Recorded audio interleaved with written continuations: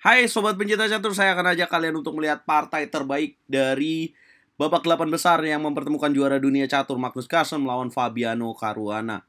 Teman-teman, Magnus Carlsen lolos ke babak 8 besar setelah menyingkirkan Gukesh Domaraju di babak 16 besar, sementara Fabiano Caruana menyingkirkan Arjun Erigaisi. Guys, dari skornya tadi malam teman-teman, 22 untuk Magnus Carlsen, sementara Fabiano Caruana hanya mencetak 4 poin. Gila ya. Dominasi Magnus Carlsen memang gila di partai babak 8 besar dini hari tadi, teman-teman. Banyak yang bilang, ya ini membuktikan bahwa Magnus Carlsen memang masih yang terbaik di dunia, guys.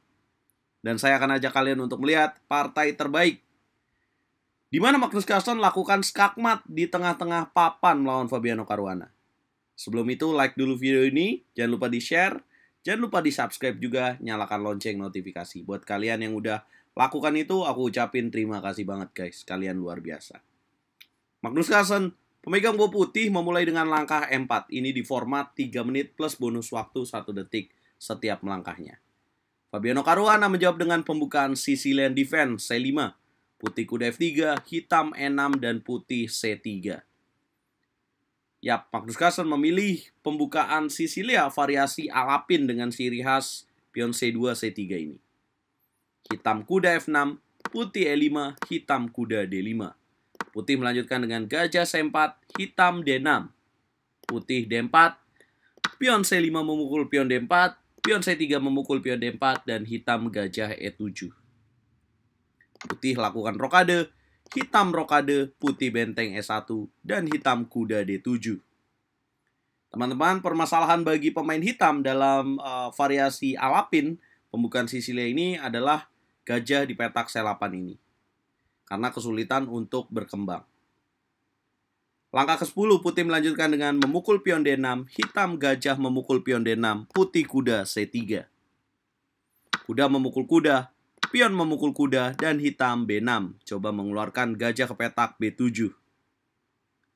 Magnus Carlsen langsung menyerang dengan kuda G5, hitam kuda F6, putih menteri F3.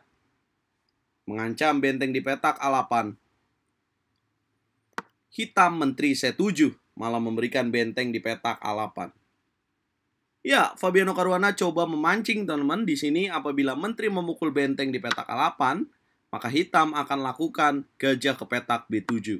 Menteri memukul pion A7, dan akan ada jawaban gajah memukul pion H2. Boom, raja ke petak H1. Dan hitam akan lakukan gajah memukul pion G2. Discover check, menteri akan jatuh. Sementara teman-teman, kalau misalkan di sini putih lakukan menteri memukul benteng F8, menteri ditukar 2 benteng, karena posisinya masih awal dan di sini secara posisi hitam kuat banget, maka akan memberikan kemenangan bagi Fabiano Caruana. Oke, kita back to the game.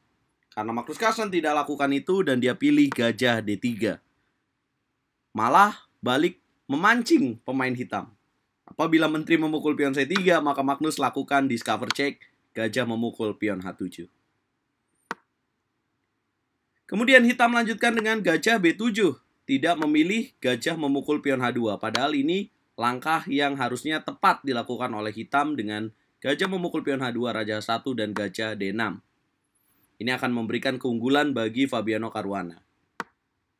Ya, sepertinya Fabiano Caruana tidak percaya diri lakukan itu, dan dia pilih gajah B7, putih menteri H3, hitam H6, putih kuda E4, kuda memukul kuda, gajah memukul kuda, terjadi pertukaran gajah, benteng memukul gajah, dan hitam benteng A ke petak C8.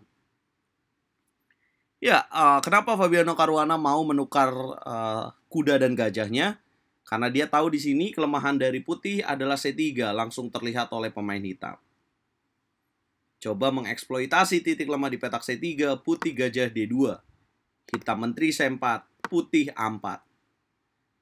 Hitam raja ke petak H7, putih menteri F3. Hitam menteri D5, putih G3.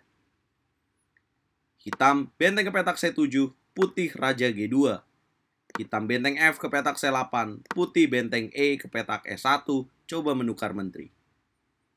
Fabiano Caruana menerima pertukaran menteri, raja memukul menteri, hitam raja G6. Putih benteng E ke petak B1, hitam E5. Ya, dari tadi Fabiano Caruana yang coba mengambil inisiatif serangan. Sekarang Magnus Carlsen membalas dengan coba mengambil inisiatif serangan, mendobrak dengan langkah breakthrough A5. Boom! Pion memukul pion A5, putih benteng memukul pion A5, hitam memukul pion D4, putih pion C memukul D4, hitam benteng D7. Putih gajah E3, hitam gajah E7. Putih H4, hitam H5. Putih benteng B ke petak B5, mengincar pion H5, hitam gajah D6. Putih benteng A6 skak, hitam gajah B6. Putih benteng G5 skak, hitam raja H7. Akhirnya jatuh juga satu pion, benteng memukul pion H5. Ya, kalau hitam di sini coba mempertahankan pion di petak H5, maka putih akan melakukan teknik discover check benteng D5. Ada skak, dan benteng di petak D8, benteng di petak D7 akan jatuh. So, hitam raja H7, putih benteng memukul pion H5, hitam raja G8. Putih menahan pion di petak D4 dengan benteng A4, hitam benteng C3. Putih raja G2, hitam benteng D3. Ya, putih benteng C4, hitam G6. Ada ancaman checkmate teman-teman di sini dengan benteng C8. So, hitam harus jalan G6. Putih benteng C8 skak, hitam raja G7. Putih benteng H ke petak H8, hitam raja H6. Tidak mau mengambil pion di petak D4. Kira-kira apa yang akan terjadi kalau misalkan hitam memukul pion D4 dengan waktu 18 detik dan Magnus Carlsen 6 detik? Maka di sini ada setup berbahaya dengan mengunci raja hitam. Yap, tepat banget, gajah ke petak G5 dengan ancaman checkmate ke petak G8. Kalau hitam F6 di sini, maka putih akan lakukan gajah H6 skak, raja ke petak F7, dan putih akan melanjutkan dengan benteng H7 skak, raja E6. Kemudian putih akan melanjutkan dengan benteng E8, raja ke petak D6. Putih akan melanjutkan dengan gajah F4 skak. Kalau di sini raja ke petak C6, maka putih akan melanjutkan dengan benteng C8. Benteng akan jatuh. Sedangkan kalau di sini gajah ke petak E5, maka putih akan melanjutkan dengan gajah memukul gajah, pion memukul gajah, dan benteng ke petak H6. Struktur pion yang kurang bagus akan berakibat kekalahan bagi pemain hitam. Itulah kenapa Fabiano Caruana raja ke petak F6. Yap, tapi ini belum selesai teman-teman. Kemudian Magnus lanjutkan dengan benteng C ke petak E8. Menjaga keunggulan ruang di sini, dan kemudian hitam raja F5. Belum berani memukul pion D4, apa yang akan terjadi kalau gajah memukul pion D4? Maka gajah ke petak G5 skak, raja ke petak F5, dan akan ada jalan G4. Boom! Raja memukul pion G4. Akan ada benteng M4 skak, raja ke petak F5, dan akan dilanjutkan dengan benteng H ke petak F8, E8 dengan tujuan checkmate benteng ke petak F4. Bagaimana cara hitam menahan tujuan dari putih benteng F4? Tidak ada, teman-teman. Dan hitam akan kalah. Yap, itulah yang akan terjadi, dan hitam memilih raja ke petak F5. Putih F3. Hitam benteng memukul gajah E3. Sebenarnya, teman-teman, di sini putih bisa lebih cepat menang dengan... Tahukah kalian apa yang harus dimainkan oleh putih dengan sisa waktu 3 detik? Magnus Carlsen tidak menemukan langkah terbaik. Wajar, teman-teman, manusiawi, dan dia memilih langkah F3. Nah, langkahnya adalah benteng ke petak E5. Boom!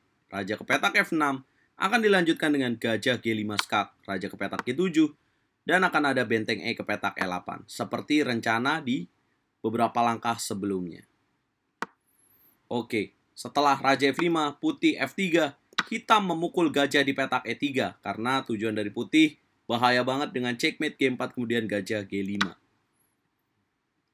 Kemudian raja G7 akan skakmat dengan benteng E ke petak G8.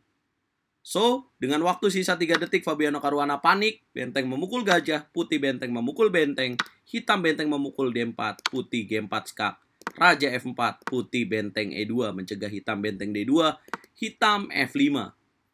3 detik dan 1 detik, putih memukul pion F5, hitam memukul pion F5 balik, dan putih benteng F8. Ada jebakan mematikan di sini, menunggu dari Magnus Carlsen, dan Fabiano Caruana menjalankan benteng D3. Apa langkah skakmat yang harus dimainkan oleh putih, teman-teman? Yap, tepat banget, benteng ke petak E4. Boom, Fabiano Caruana lupa kalau misalkan ini posisi skakmat. Ya, kalau misalkan dia nggak panik dengan benteng D3, apakah ini mungkin akan terjadi remis? Sulit ya, teman-teman, karena putih di sini unggul materi. Mungkin langkah terbaiknya adalah gajah ke petak D8. H5, raja ke petak G5, tapi ini sudah unggul buat pemain putih dengan benteng E5. Yap, teman-teman, itulah yang terjadi. Luar biasa banget, Magnus Carlsen menang dengan angka 22, sementara lawannya hanya 4 poin. Lawannya ini Fabiano Caruana, guys. Gila. Pecatur juara Amerika Serikat tahun 2022. Apa komentar kalian buat performa Magnus Carlsen, teman-teman? Berikan nilai yang cocok dari angka 1 sampai 10. Jangan lupa like video ini karena itu gratis. Jangan lupa di-subscribe. Dan jangan lupa di-follow TikTok RL Chess. Juga bantu subscribe dan nyalakan lonceng notifikasi, guys. Nanti malam akan menunggu siapa yang akan menjadi lawan Magnus Carlsen di babak semifinal. Apakah Wesley So yang akan bertanding melawan MVL yang akan memenangkan pertandingan, atau MVL. Di partai semifinal lainnya antara Hikaru Nakamura melawan Nihal Sarit.